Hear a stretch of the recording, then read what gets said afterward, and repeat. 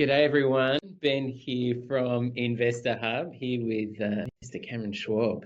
How are you? No, going great. No, thanks for the opportunity of having a conversation. No worries. We've obviously known each other for quite a while now. Yeah. I think it's clocking up on about eight years or longer. I actually do have, you do time code me a little bit, if you like, because I was only just starting out and you're one of the first people who, when the phone rang, I thought, he's a client, he's someone I can coach.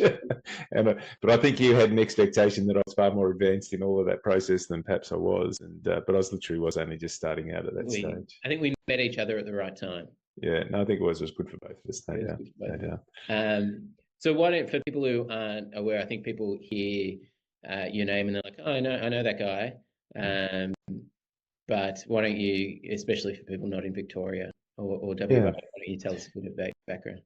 Well, the core part of my background has been in elite sport, and most of that time as a CEO of AFL clubs. I very much grew up in the environment of that. My father was someone who was very heavily involved in elite sport as both a sports administrator, a very successful one at the Richmond Football Club when they were winning premierships, and then later as the executive commissioner of the AFL when the game went from sort of the VFL to the AFL, and the game teams were being formed all across the country and salary caps, those sorts of things. And then I worked in the AFL environment for over 30 years, of which 25 of those years were as a CEO. I was a young CEO. I was only 24 when I got my first CEO role at the Richmond Football Club, and then did that pretty much for the next 25 years. With varying degrees of success and failures, which is the inevitability of that type of role. And now as someone who draws on the experiences of that, both what sport brings and what sport does well, and also as it relates to obviously the role of CEO. So effectively now I coach CEOs and their teams would be the best way of describing it through my business, designCEO. And, I've spoken about this before, I think, as it relates to sort of the audience that we're talking to now, being leaders of public companies, either directors or C-suite mainly. The crossover between that and leadership in sort of that high level of sport that we're speaking about, right? Where you've got, in both cases, you've got very public results on a very regular basis. Especially as a CEO, a lot of the stuff that happens on the field's not in your control. And as a CEO of a public company, a lot of the things that happen on the market aren't in your control either. Doesn't mean they don't have an impact. Right. So no. Even for a coach, the crazy thing is, even for a coach who's coaching the team, a lot of things on the field are not in their control either. It is one team against another team, and very much whilst they think of it as team versus team or club versus club, it's mostly system versus system. And there is someone whose job leading into that game is to unwind to your system and not enable you to play to your system, and we'll often do that successfully, and then there'll be judgments which will be made. And I think the thing which I really relate to in regard to the conversation we're having now is that there will be judgment, and the judgment will be made regardless. That's something you can't control, and the judgment tends to be very binary, and you're either this or you're that. You're hero or villain, you're good or you're bad, and when really leadership itself is in almost the business of ambiguity. We're actually operating in uncertainty the whole time, and that's the very reason we need leadership in the first place. If there isn't uncertainty, if there isn't decisions that have to be made with way less than perfect information, given that the future is unknown and unknowable, we aren't really doing our job. And so the judgment which will be made, and it probably took me a long time just to really come to terms with that fundamental difference, that there will be people will have opinions on what we do. The work work we get to do is wonderful, but it promises many, many things, but at no point does it promise to be fair. And being able to recognise and work with the lack of fairness. If you're going into leadership thinking that fairness is going to be part of the deal, you are wrong. But at the same time, you're trying to create organisations which are built on ideas around fairness. So you'd want to have fairness I think fairness would be a wonderful, even as a value within an organisation. We just want to treat our, I had, for instance, I was really clear that I wouldn't treat our people equally, but I'd do my best to treat you fairly. I think they're two different things. But then actually recognised as CEO in terms of the external judgments which would be made on me as a leader, is there's no means by which they'll ever treat you fairly, because that's not what their job is not to treat you. They're barracking for the story. If it's in a say a media sense, the story's sort of far more important than what you are. And I'm sure the market at different times then is in response to that, and so the fairness piece and being okay with that,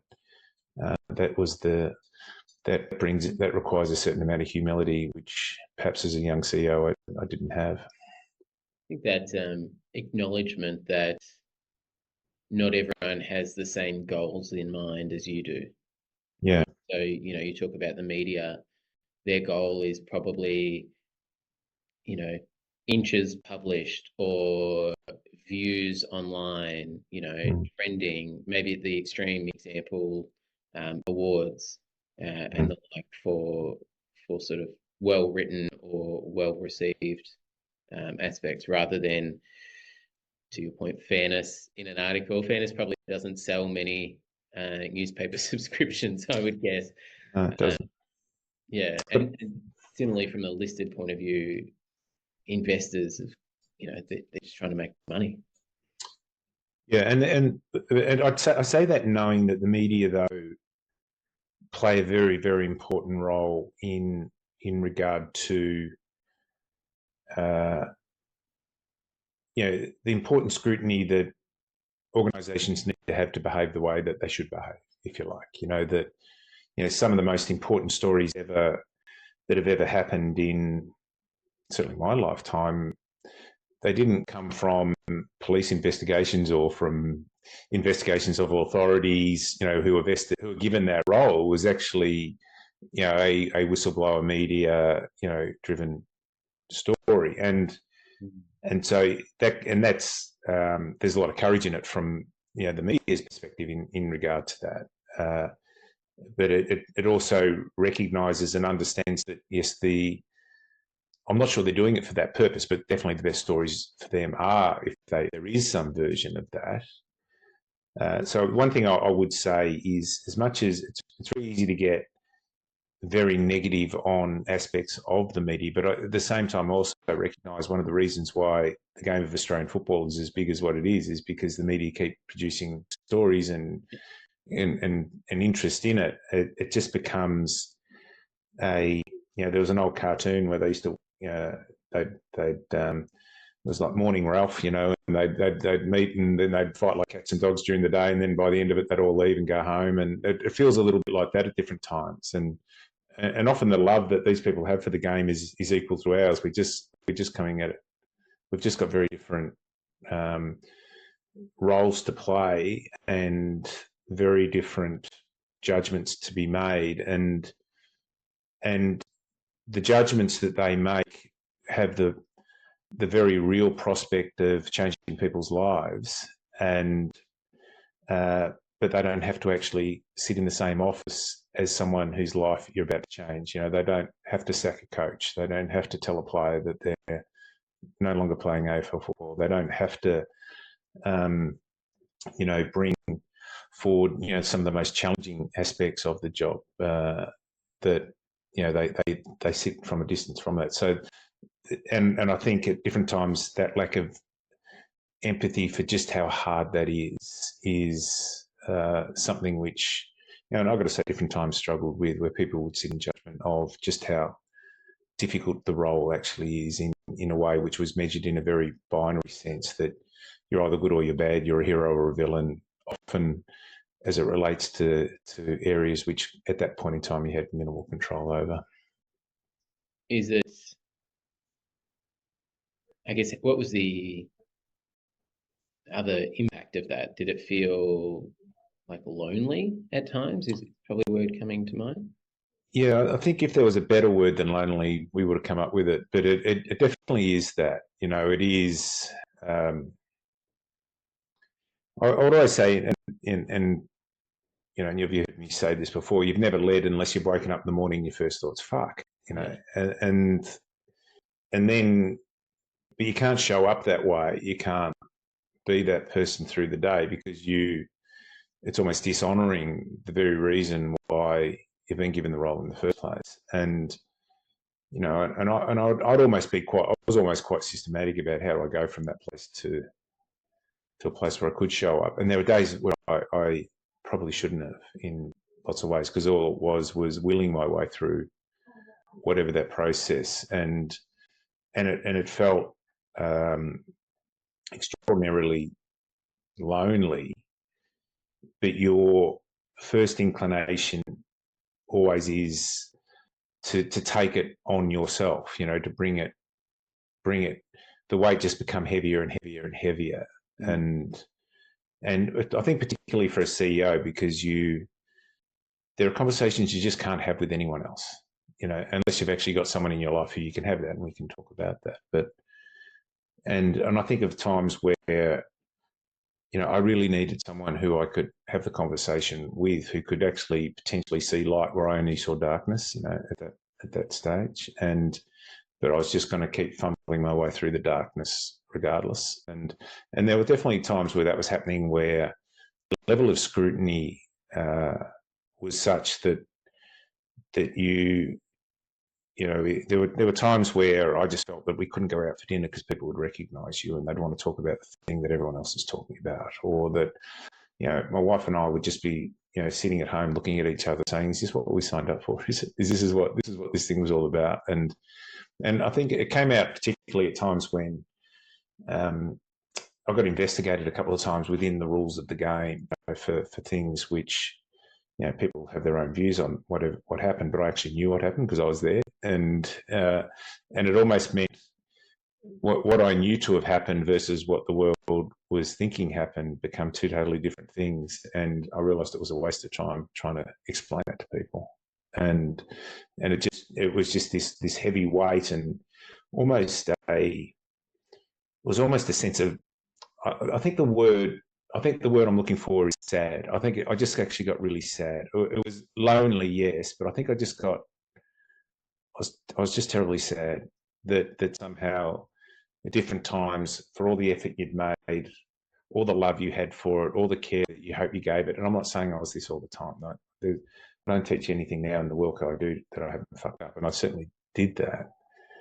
So I think it's even a heavier word than lonely. I think it was actually sad. Yeah. Does that make sense? No, it definitely makes sense. It makes, somewhat too much sense, I think. I think a lot of people will resonate with that feeling, that especially when a lot of the time it's a role that has been an aspiration for a long time. Yeah. I know you got there relatively early in your career, but it's also a role where there's nowhere to really go above. Like this is the peak, and then you get to the peak, and you're like, "Is this it? Everyone wants this, and now I'm here, and am I happy about it? Like, how do I grow? What's next? Is this as good as it gets?" Type aspect. And then if you overlay that with, publicly being verbally beaten up, or, decisions attacked or the like, it's, why becomes part of it. And it's the first time I probably used that word, actually, there's no doubt that different times where things happen which saddened you. Like I lost my job a couple of times. So that was a sad personal event.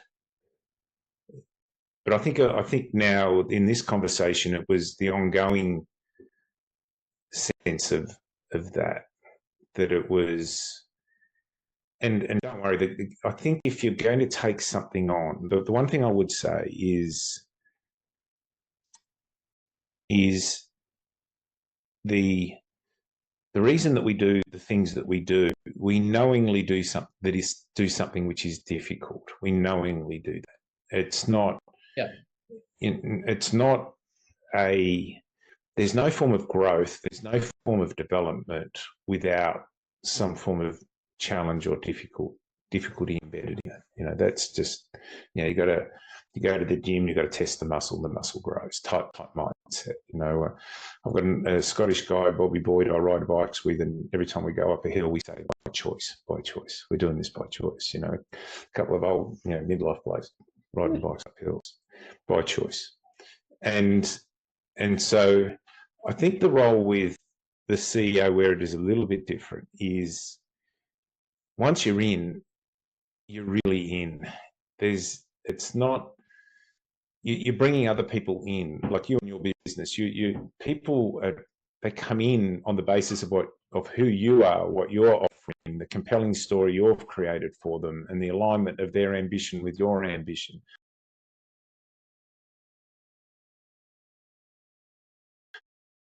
You're up to your eyeballs in it, and you've got your own fears. Yeah. Those promises. And so you walk away and you go, I'm out. You go, hang on, you just took me into coming from there to there. I've just moved my family interstate. What do you mean you're out? And if you actually said, look, can I tell you why I'm out? And I go, you really want to know why I'm out? Because I'm fucked. Is why I'm out, but you can't say that, can you? You can't. You just can't say that. Say, there's so much stigma against saying that too, right? Like, yeah. And that's the sadness, I think. That's where I think of that. Yeah, and that CEO role is very. It's the choke point of the organization, right? Like even above that, you've got a board or the like who have peers, right? Below that, you've got a C-suite who have peers. I'm super fortunate that Reese and I are co-founders and co-CEOs because, like, we have a peer. We can talk about things differently than if we didn't have that relationship. But almost it's more than co-CEOs, isn't it? You've got a layer of relationship which you can have the conversations. So there's a lot of founders, as we know, who have peers who they go, "Gee, you'd be the last person I'd speak to." It's and that's a really stressful scenario. Yeah, we're very lucky. But it's almost this new sign-off I have on the weekly emails, and the mentality that I try and keep, and the reason that we do the dinners and different things is the kind of quote is like, we all signed up for this game. Yeah. Doesn't mean we need to play it alone. Yeah. You can actually find, peers that are doing the same job in different organizations who, might be totally unrelated organizations. Like, a CEO of a footy club could go and have a very good conversation with a CEO of like Netball Australia or something like that, I imagine. Definitely. I could have a great conversation with you. It's not, it literally is that. There's a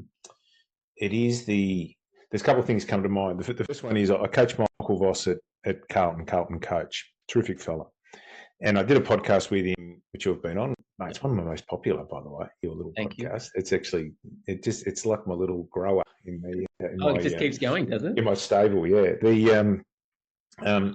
And he was coach of Brisbane, one of the greatest players that's ever played the game, 3-time premiership captain. Almost within a year of retiring, he's coaching the club that he played for, coaches them for 4 or 5 years, gets the sack.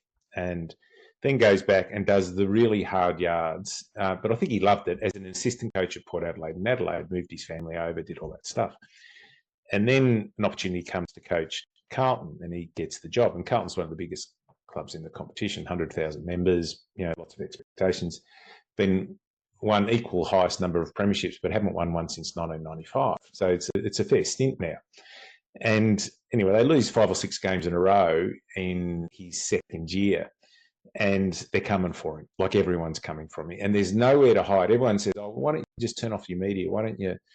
And I remember, and people would say that to me, and I'd go, "Yeah, I do that."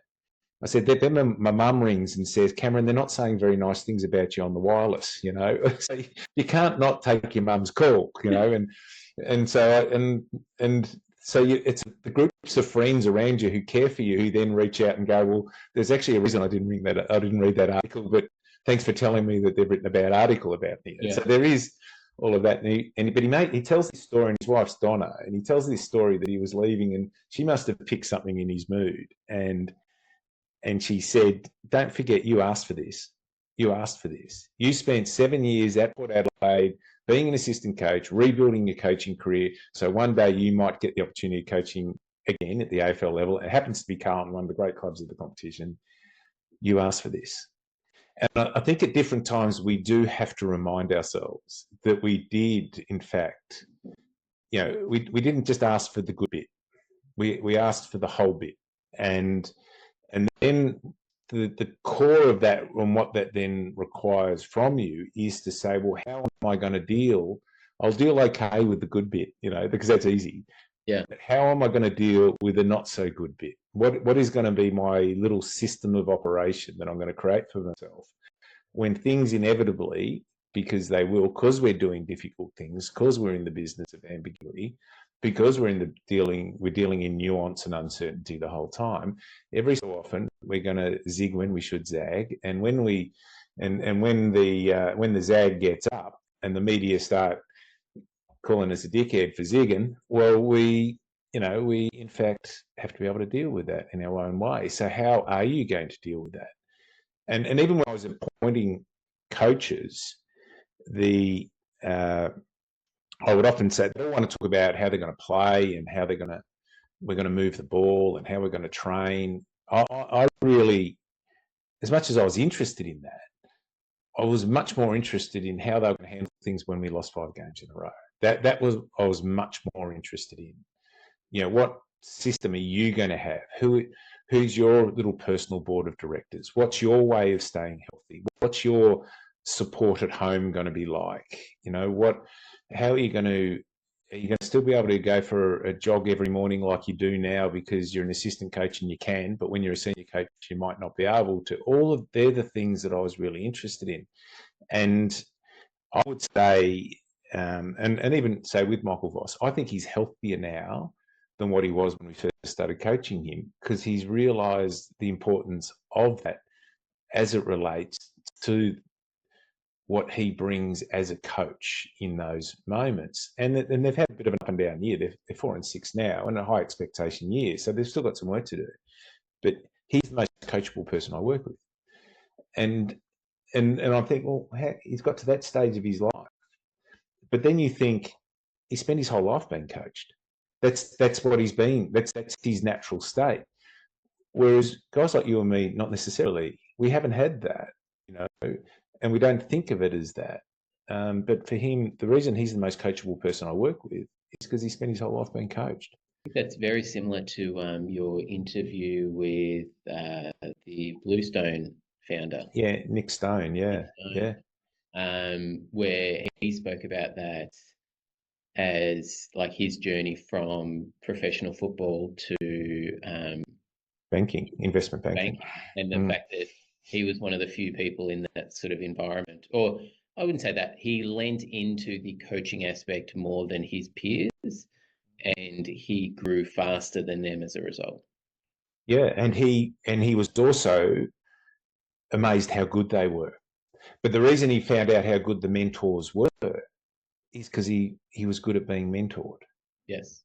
So I think the number one thing we should employ people on is their coachability. And you're a highly coachable person. I reckon you can get caught up in your own world a bit, but we'll talk about that. But you're looking fit and healthy, and that's no coincidence at the moment, because I reckon we had a bit of a chat about that at some point, or that might have that might have been part of it. I don't know. I'm not taking too much credit, but I'm taking a little bit there. is that it does, these things aren't. There are lots of options to help us stay healthy, and this is a different form of healthy. If this role that you are playing is going to ask a lot of you, it's going to ask a lot of you. And when it does ask a lot of you, more than you've ever had asked of you at any point in your entire life, how are you going to deal with that? How are you going to work with that? And unfortunately, I am giving this, I suppose, piece of thinking, because the one thing is I know I can do is I can back it up, because I made that mistake. I think of that there's like 3 times in my career it just comes, it's almost visceral, the times it came back where I just got myself into these really terrible places, of which it was almost that deep sense of darkness at that stage. And that's why I think of the sadness, that think of it as a sad thing. It's sort of been such a, given that it was, as you mentioned, such an aspirational thing, but mostly it was just this wonderful sense of being a part of something way bigger than yourself, doing something really difficult with a whole group of people you genuinely cared for, trying to drag a footy club up by its bootstraps, something which had been around for 150 years. These are unbelievably cool jobs, but they're going to ask a lot of you. And so when it asks a lot of you, what are you doing in preparation for that, and what are you going to do with that in that moment as well? So you give yourself the best chance of reducing, the possibility of it taking you to unhealthy places, but you also recognise when it's happening and the adjustments that you then have to make. I think one of the people I spoke to about this sort of said, I'm going to get this parable or this quote wrong, but it's something like, a fool only worries about the weather during a storm, or something of that nature, where a lot of the time, by the time we spend time on it, we're in the middle of it, right? Yeah, so, there was actually a thing on the telly last night. I was just watching the ABC and all the, what's going on in New South Wales, like floods and all that. And there was they interviewed a couple of people who were in, one of the centres they set up, and they got there before the house got flooded. And the woman just said, I just thought we had to move now. I just thought we had to move now. And it was well before, whereas other people, and then it shows all these scenes of people getting inched off their roofs and all that sort of stuff. And she was an elderly lady. She just said, I had a sense we had to move now. And it is, I think there's a little idea, and I coach to this. We've got to confront the world as it is, not how we want it to be. It's just being that ability to confront, the reality at the same time. Is I think most people who are in the types of businesses that you're in, and I found myself in, we do need to maintain a fairly optimistic view of the world. We need to look at the possibilities. And there's a wonderful line which I love, which is, define reality, give hope. Define reality, give hope. Are we working in our current reality here? And I think often that you need to be able to do that quite personally as well. And I do that through journaling. That's a couple of things that I've spoken about that. But, that's those 2 questions: what's possible, what's important. What's important is define reality. What's possible is give hope. And I found that to be, in terms of system, staying healthy in a physical sense, getting the heart pumping, or, the body moving in one way or another, and pen hitting the paper, for me, were the 2 survival techniques. Yeah. Interesting. Oh, sorry. The third one was don't do it alone. Don't do it alone, which is I wasn't as good at. Yeah. it was interesting when I was talking to Ryan, he spoke about how most sort of emergency doctors or people that are in those really high stress environments, Mm. they go into this sort of state of like no emotions, and it's just a Yeah, process. So they fall back on the process to yeah, go through it. yeah, Their risk is not being able to come out of that state, essentially, yeah. That's interesting. which is a really interesting one. And then also when I was talking to Lee about the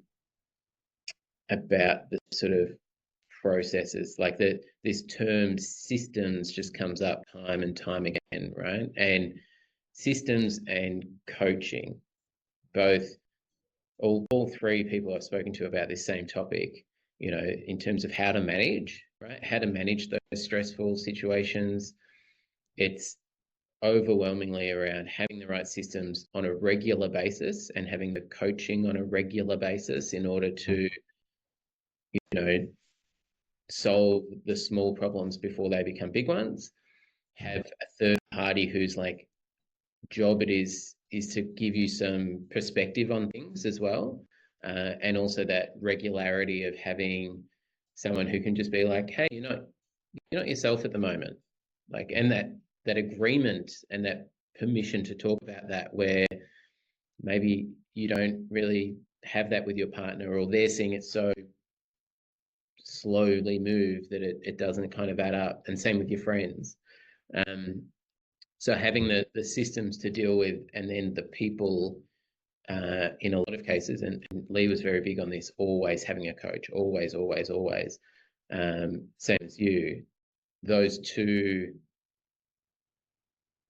processes can really take a lot away from the stress and the loneliness, and the combination of which tends to lead to the sadness, which tends to lead to the depression, which tends to lead to bigger problems. Yeah, I think it's good to hear the perspectives of those worlds, because I just, you sort of sit in admiration of, emergency services and people who are at that acute level of care in, the worst, when people are going through the very worst phases. And my wife's clinical psych, and she deals with people who've had a history of trauma. So and it's mainly emergency services, police, fire, is that type of thing. And there are certain things which can happen, which will always, they'll always be there for you, and we recognise that. But I'm always amazed at just where even people who have this unbelievably embedded, part, which post-traumatic stress disorder is, how the conversation she gets to have with them help them so much. And she's very trained in it, and she's very whatever. And I also get to see how much it means to her when it does shift a little bit as well. And so I think of that element, and that's at the extreme level in terms of the clinical parts of it. But often we're not at a clinic when it's not it feels traumatic, but it's not trauma like that is by any definition. And so I think it's just really having people in your life. I reckon they've just got to tick a couple of boxes. The first one is they have integrity for you, like genuine integrity for you. They're there for the right reasons. And if you sign up for it with a clean psych, for instance, that's an assumption you make, and you'd be very disappointed if that was ever not, but that's certainly the assumption that you would make. And I would say even in for people who are got full-on lives and are spending way too much time getting good at the thing they need to get good at to play the role that they're playing, they'll still have people with integrity in their lives, but what they don't necessarily have is what I'd call, it would be the second box here, is that they've got to have insight for you as well. It's got to be, there are times I just want to talk to my mates and tell you how shit the world is. Yeah, that's okay. And they'll have integrity for you. But it's wonderful if they've got insight, which is now helpful for you. Have you thought about this? And so they can share an idea. They can sort of partner with you a little bit. They can be your truth teller a little bit. they can be a sounding board a little bit, whatever it might be. And a sounding board's only really helpful if you're on track.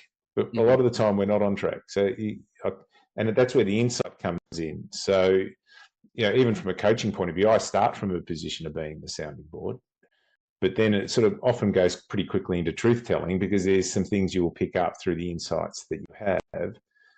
And that then gives you permission now to go into the idea sharing aspect of it. Have you thought about this? Or here's a way of thinking about that. And the fourth one, I reckon, is sometimes you don't know the answer, they don't know the answer. So and you and I did this, where you're almost a partner in it. We'll work it out together in this one, but you're not doing it on your own. And that's the insight piece, because the integrity part, it needs to be there, no doubt. Like, insight without integrity is no good, because they're going to take you down a track which is not necessarily in your interest. And to have those people, and put yourself in conversation with wise people, is a lovely line which a guy writing this morning. What have you done? Rant. Oh, there we go. I'm back. You can cut that one out. What happens is I put my leg underneath the chair and it cramps up. I went for a hard ride this morning. It just went bang. So I was going, mate, you can't wheel your way out of a cramp. I know that. There you go. So you can keep that in, because that's actually one of my stress mechanisms. I get on a bike. I find getting on a bike and riding with a group of people I like riding with is part of that routine. So that whole integrity insight thing, I reckon, is just so valuable. And the times where I think I struggled most was when there wasn't that. There wasn't, and I think part of the time is because you're going okay, and you've got a coach. You say, "Well, I'm going okay. Yeah, I don't need this." Like that. Where often I find myself in conversations with people where you basically almost become their accountability for the very thing that they said they were going to do. And even have that little, which is not one of the absolute reasons for it, but it definitely becomes that, to have someone in your life and said, "Oh, you said you're going to do this. You haven't done that. You said you're going to start training. You said that you're going to start journaling. You said I'm going okay at the moment. Okay, well, we'll just, that's the storm mindset before, worry about the weather before the weather comes." We're so good as a species of excusing ourselves and situations, right? Yeah, definitely. So if I just said, it's a really, and even people listening, I go, what is one thing in life you need to confront? Just what's one thing in life you need to confront? And I reckon every single person will have something come up. Yeah, I need to. And it could be a personal thing, a finance thing. It could be a staff, a conversation you didn't have with someone you should have had. And I can almost guarantee it's not on today's to-do list. The very thing that you most need to confront, So then all I say to, what is one thing you can do which will help you make progress against that thing you need to confront? And then now we're a chance of confronting. If we actually make progress towards it, we move towards the confronting. So, I've had a couple of health issues and all those sorts of things, that even as amazing thing with riding with a group of guys who are very, very fit, they're cyclists, but they're shocking at going to the doctors and getting their blood tests, but they're great at getting up in the morning and getting the heart racing. Yeah. And so this group, because they actually do remind, they do send out little reminders, everyone go make an appointment now. Which I reckon that's telling me this is a good group of people. Yeah.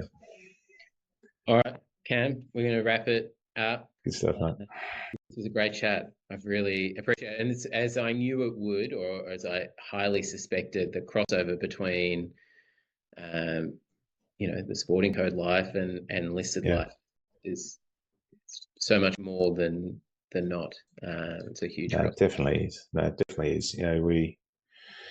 Whenever you're operating within elevated expectations, there's going to be an aspect of this, and your world is very much that. It's an elevated expectation. Sport is always at a level of elevated expectation, of which people have expectations of you which they'd never have of themselves is always is one of the ways of thinking about it as well. It's a very good way of thinking about it. All right, Cameron, thank you Take very care. much. Thanks, Ben.